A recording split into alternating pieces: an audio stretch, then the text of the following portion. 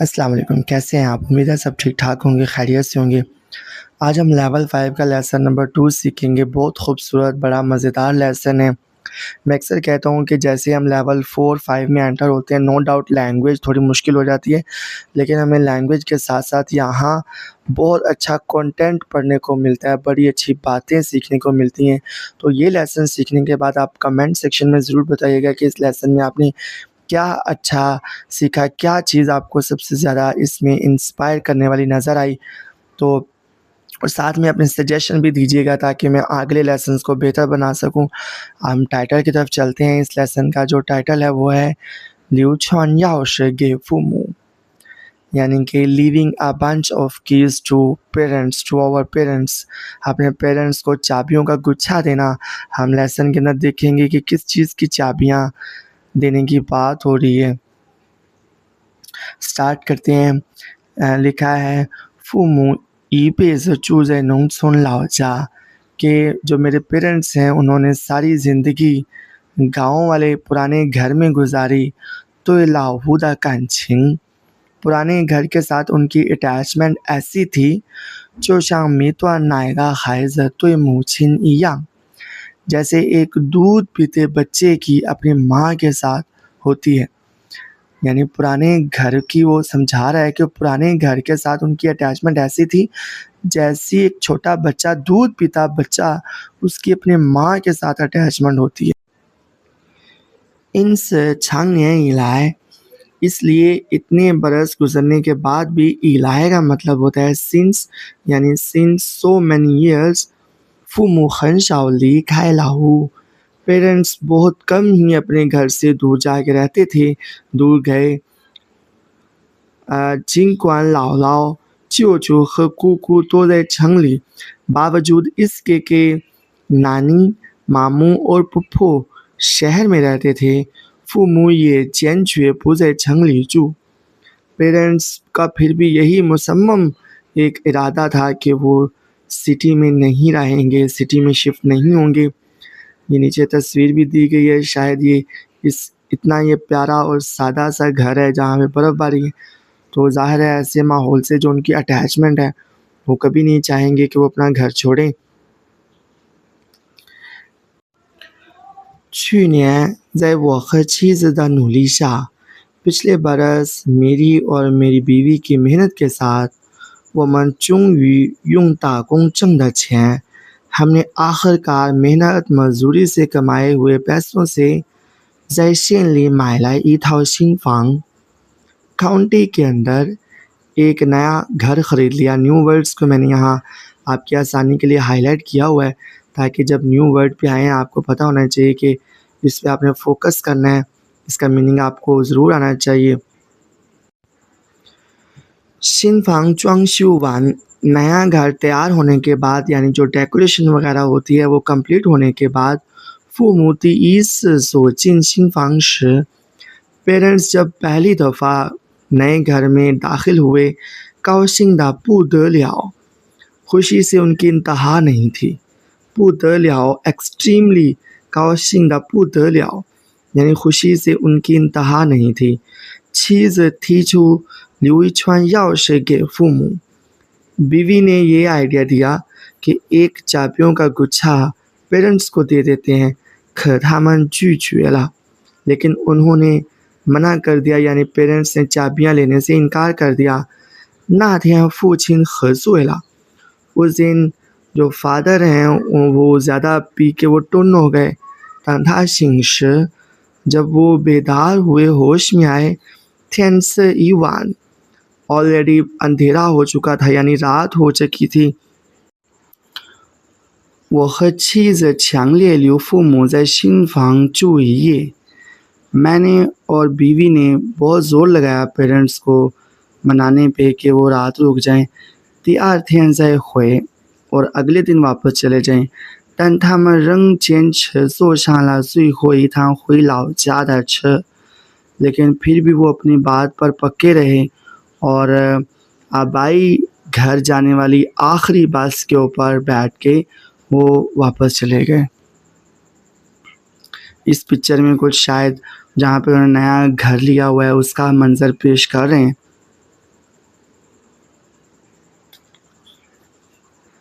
आगे कहता है 一段时间后 एक वक्त गुजरने के बाद 我和妻子又准备去外地打工 मैं और मेरी बीवी ने फिर से तैयारी पकड़ी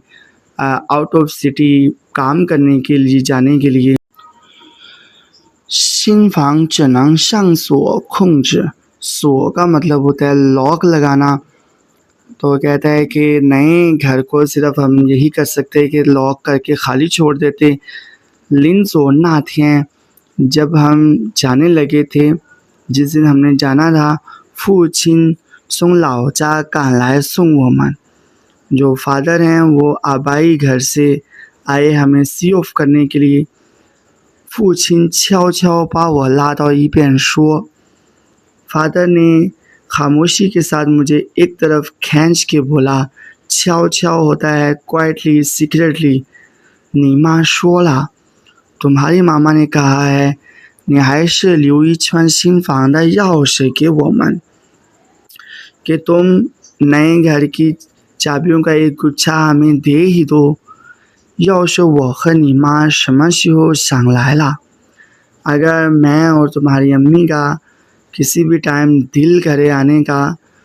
就来住上几天 तो आके कुछ दिन यहाँ रह लेंगे 顺便给你们晒晒被子 और कन्वीनियंटली इसी टाइम में हम आपके जो बिस्तर हैं उनको धूप लगवा देंगे शाय शाय बेस का मतलब होता है शाय शाय लिखा कहाँ लिखा हुआ है shy shy shy to dry in the sun और बेस होता है बिस्तर कि आपके बिस्तरों को धूप लगवा देंगे तास आओ वेशंग और सफाई कर देंगे 父亲说这话时 जब फादर ने ये बात कही 轻声细语 तो उनकी आवाज़ बड़ी धीमी थी हाय होंग लियन और उनका चेहरा रेड हो गया 像个害羞的孩子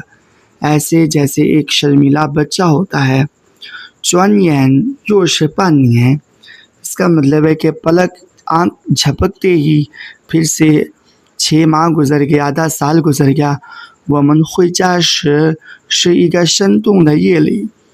जब हम वापस घर जा रहे थे एक बहुत ही बर्फानी रात थी बड़ी ठंडी रात थी 下了长途车 लंबे सफ़र के बाद गाड़ी से जब उतरे अर्ज पे तुंगा ताखू बेटा सर्दी से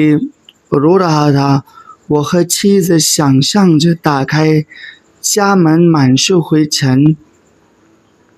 मैं और मेरी बीवी ये सोच कर ही कि घर का दरवाज़ा खोलते ही ऐसे डस्ट से भरा हुआ होगा गर्द से भरा हुआ होगा लंग लंग छिंग छिंग दा जिन्स ठंडा और वीरान वो मंज़र जो शिंगली फाहान और दिल में एक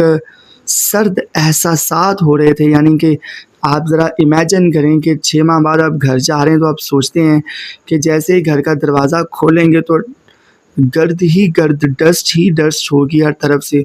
और फुल सर्दी का एक एहसास आपके दिल में आता है ये सोच कर वो मंज़र सोच कर